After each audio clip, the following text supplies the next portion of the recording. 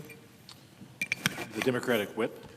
Mr. President, I want to thank my friends, Senators Padilla and Blumenthal, for putting together this floor block. Yesterday was Election Day for many Americans. They stood at the ballot box and voted their conscience. But they weren't just voting for a candidate, they were voting for a vision of our nation. Will we continue to be that nation that stands for those powerful words carved over the entrance to the Supreme Court? Equal justice under law. Or will we allow MAGA politics and President Trump's assault on the rule of law to damage the democratic process that we hold so dear? Well, the American people certainly answered that question yesterday with resounding votes rejecting the Trump administration's disastrous policies. We know the right to vote is under attack from those who seek to undermine, in some cases deny, the very will of the American people, the heart of our democracy. There has been an effort for years to restrict access to the ballot under the false banner of, quote, election integrity, close quote. Under the Trump administration, this effort's being led by the very government entities that were created to protect the right to vote. This betrayal is deliberate. It is eroding the foundation of our democracy. Let me be clear. There is no longer a functioning federal entity actively safeguarding each American's right to vote, our most fundamental constitutional freedom. The Department of Justice's Civil Rights Division, once the defender of voting access for communities of color, those serving in the military, rural voters, people with disability, has been devastated by President Trump. Let me tell you a little anecdote. Last night I was in the grocery store on Capitol Hill buying a few things to eat. A woman came up to me and said she knew who I was, and she wanted to let me know what her situation was. She works in the Civil Rights Division of the Department of Justice, and she's furloughed at the present time. She said, do you know how many people are left in this Civil Rights Division, which once had almost 200 employees? 63. It's been devastated by Trump. Under the Trump administration's reimagined mission, aligned with MAGA politics and driven by the lie of widespread voter fraud, the Civil Rights Division voting section has abdicated its role in confronting the real and rising tide of disenfranchisement. Attorney General Pam Bondi removed the voting section's leadership team and ordered the dismissal of the section's active cause cases. The voting section is responsible for enforcing federal laws that were enacted to protect the right to vote, including the Voting Rights Act, the Civil Rights Act of 1964, Uniformed and Overseas Citizens Absentee Voting Act, the National Voter Registration Act, and the Help America Vote Act.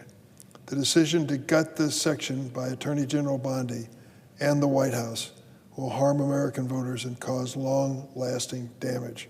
It is part of the Trump legacy. The Trump administration also ordered the Justice Department to monitor polling sites in California and New Jersey before yesterday's election at the request of Republican Party officials. While election monitoring is a crucial tool, deploying monitors on a partisan basis is outrageous. We know that voter fraud is extremely rare, extremely, but President Trump and Republicans continue to baselessly claim it is rampant, trying to suppress the vote. We must fight these dangerous attempts to restrict the right to vote and restore confidence in our democracy by ensuring that every eligible American has access to the ballot. That's why, in honor of my late friend and voting rights pioneer, Congressman John Lewis, I've been proud to introduce a bill that bears his name, the John R. Lewis Voting Rights Act Advancement Act, which would restore and strengthen the Voting Rights Act.